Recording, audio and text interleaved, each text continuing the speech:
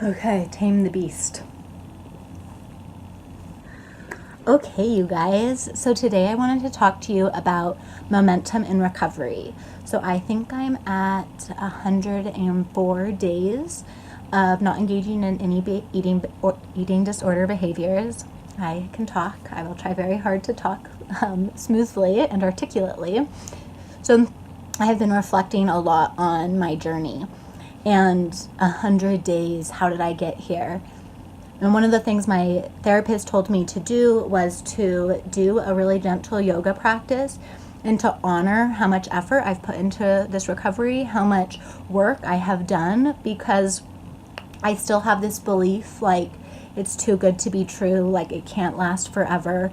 Like life has just gotten so good and I'm so afraid of going back to the way things were. Like I can show up for my family, we can like go get ice cream, like I can be present, I can like hug and wrestle my kids and just like enjoy that moment without some kind of food thoughts or body hate or self-hate there. It's been so amazing, and I have so much fear about going back to the way it was. And so she wanted me to really take some time to honor the amount of effort I did. Like this didn't happen by accident. And she pointed out that because I did this effort, even if I were to relapse, I would know what I needed to do to get back to this place, which scares me because I feel like it's giving me permission to relapse. And she said, this isn't permission to relapse.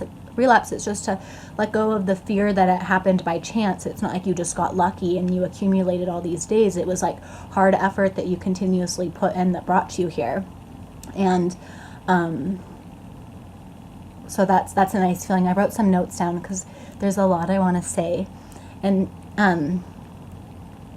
I used to get like 1 to 3 days. 3 days would be huge. Like I could never make it a month, like never make it a week.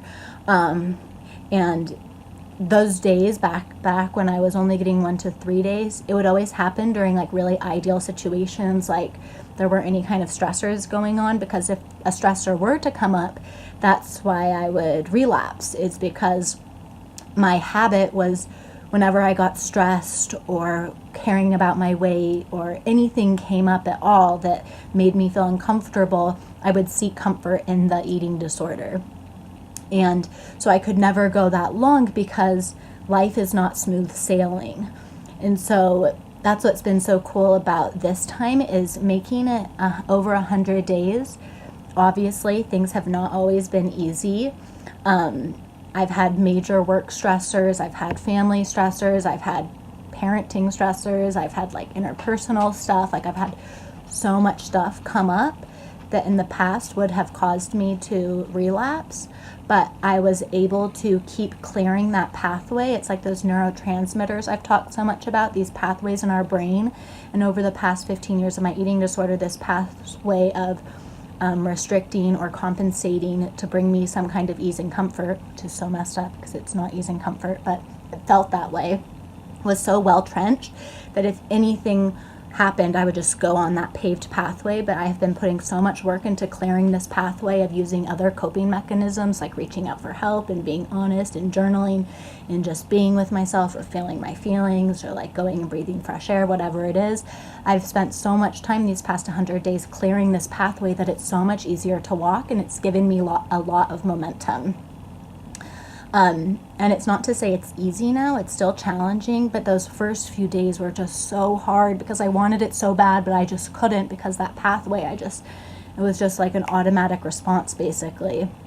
And the first few months, like maybe the first 2 months, the hard part was physical, right? It was like physically making myself eat when I was hungry and eat when I wasn't hungry, because I still needed to be eating, and not throwing up, not over exercising, not restricting the next day, dealing with my body gaining weight, dealing with bloating. Like it was just so physical. And now, like especially this going into this third month has been so much more mental, like just watching all of the thoughts coming up and start recognizing what are eating disorders and what aren't. So it's not easy, but I've gotten so much more practice at it. And that's what I think is the beauty of getting so many days in a row, is it's getting practice and momentum of facing the challenges of life, because challenges are what normally brings us back to the eating disorder. being able to face so many challenges and not go back to the eating disorder.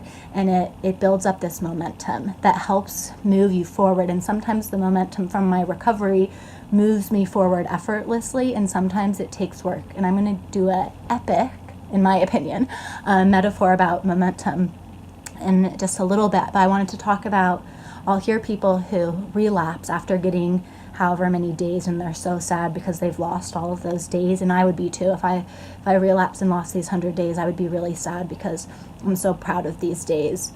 But it's not like you lost them and you're starting over from scratch. You have all of that practice. You have all of that practice of strengthening those neurotransmitters, of paving that new path. And when you relapse or when you engage in your edge, you're going back to this path, but you still have paved this path. It's not like you're bushwhacking it all over again. Like, it's still there. And so learning the efforts and like learning how to build up that momentum, that knowledge and experience is still there. You've just actually lost the physical momentum. And let's see.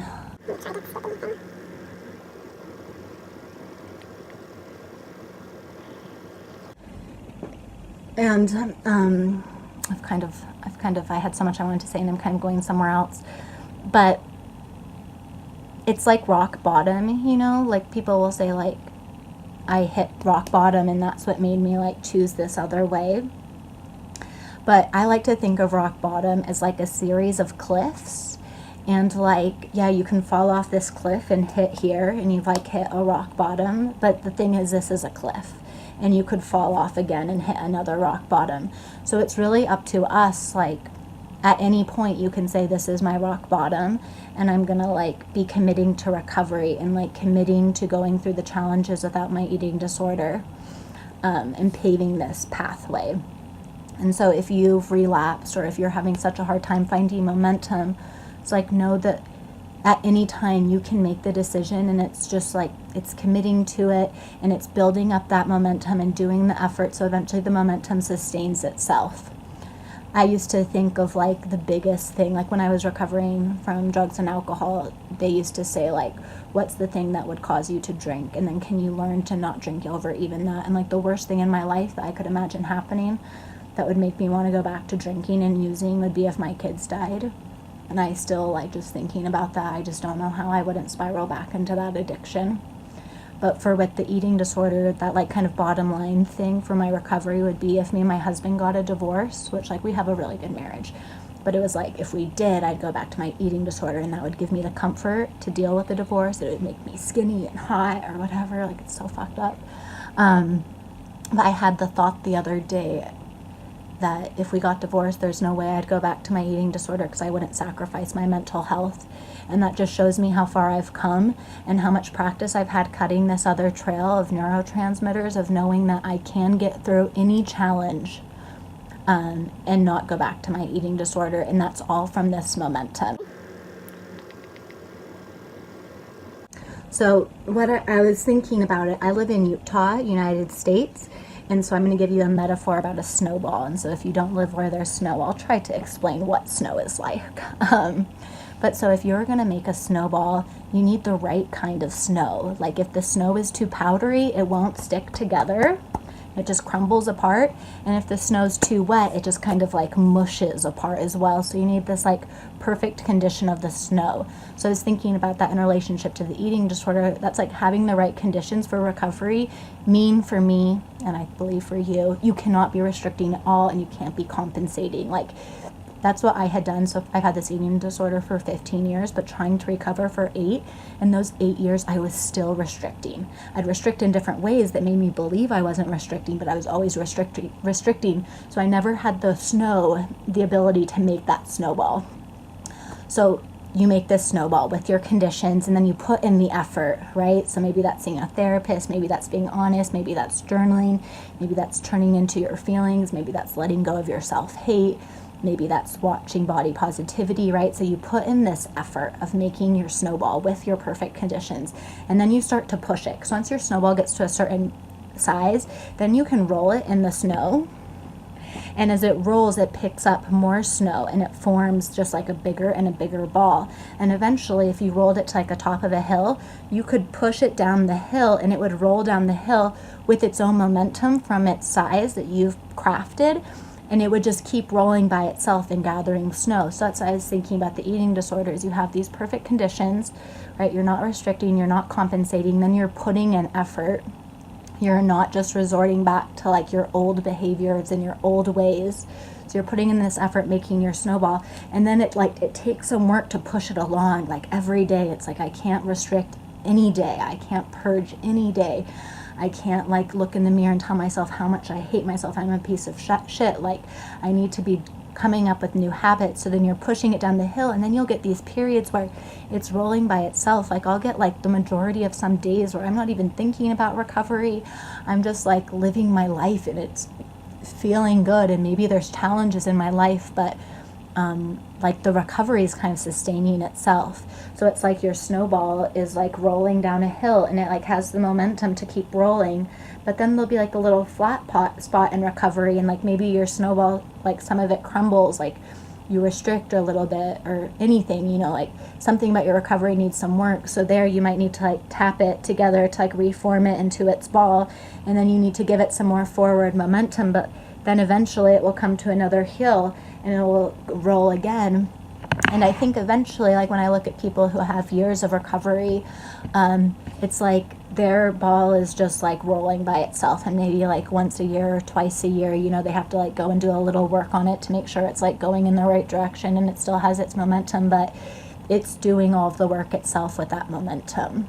And if you relapse, that snowball stops, maybe it crumbles, especially depending on how long the relapse is. But the thing is you've had that experience of like testing the snow and like getting the snow the right consistency and building your snowball and like how you can push it to get the momentum. And so that's something I've been thinking about these past 100 days is what's so cool about this spot is every day is challenging. Like every day is a new day. Every day is a day I could potentially relapse. Every day I have to do a little bit of work for now because I'm not recovered. I do fully believe that I will get to a place where I'm recovered and it won't need daily work. But right now it does. But what's been so great about these past 100 days is I have all of this experience of cultivating this momentum, of picking these healthier coping mechanisms, and that makes it easier. And I was reading some quotes about recovery, and it was saying that recovery is hard, but it's not as hard as living your life in an eating disorder. And that's so true. Like the relationship I had with myself when I was fully in my eating disorder was awful, and the relationship I had with myself when I wanted to recover but I kept relapsing was so bad because I just had so much self-hate and shame. And now with my relationship with myself, it's getting so much better, and I'm not ashamed of who I am.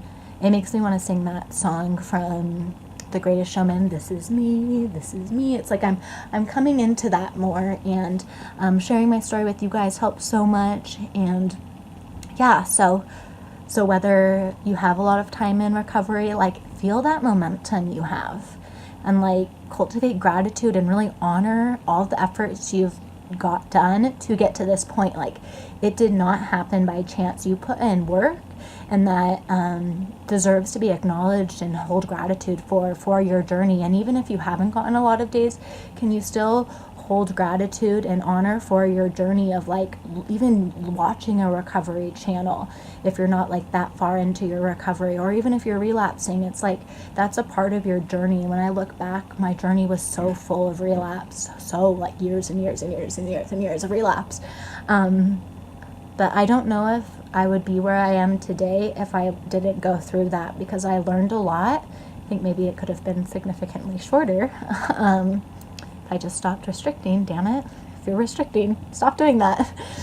But yeah, just taking a moment to honor like your whole life. And when I think about honoring my journey, I especially look at the challenges. And it's easier to look further back when you're thinking of your challenges to be able to pull gratitude from it. But like when I got sober, so that was 7 years ago, like I learned about myself so much, and I would never take away my drug and alcohol addiction, like that history, from myself, because it made me who I am today. And I'm starting to feel that with my eating disorder. Like I don't feel it quite as much because it still feels so present and raw and painful, but I really think that the way I am and the qualities I like so much about myself, I've grown from facing this challenge. So wherever you are in your journey, like I bow to it and acknowledge it too, and thank you for watching my channel. I hope you guys have just such a good day. If you have any comments, let me know. Thanks. Bye.